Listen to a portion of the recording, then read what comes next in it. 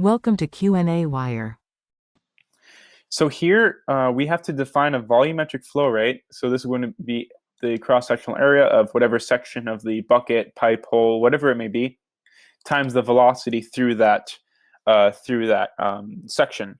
And then due to the conservation of energy, where all potential energy is converted into kinetic energy, the velocity is going to equal the square root of 2gy, which is simply defines the velocity after a free fall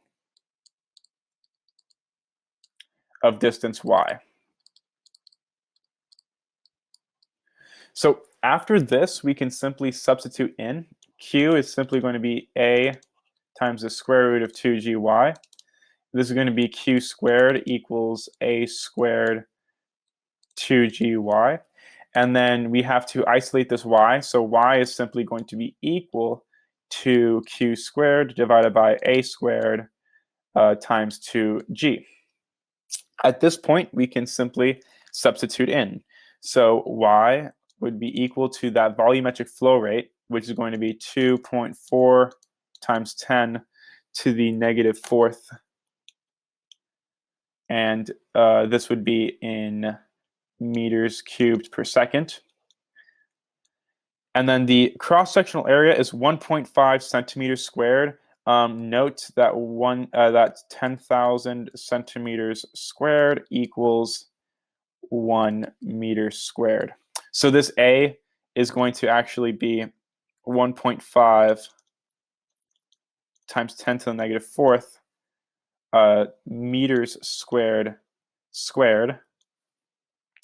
times 2 times 9.8, the acceleration due to gravity.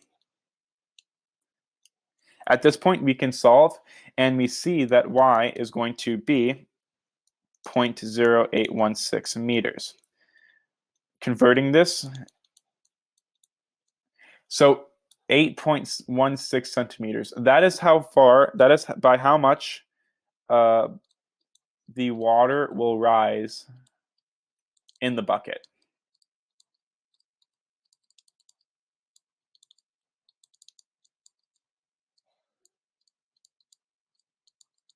So we simply defined a volumetric flow rate, and then we found the velocity through the conservation of energy.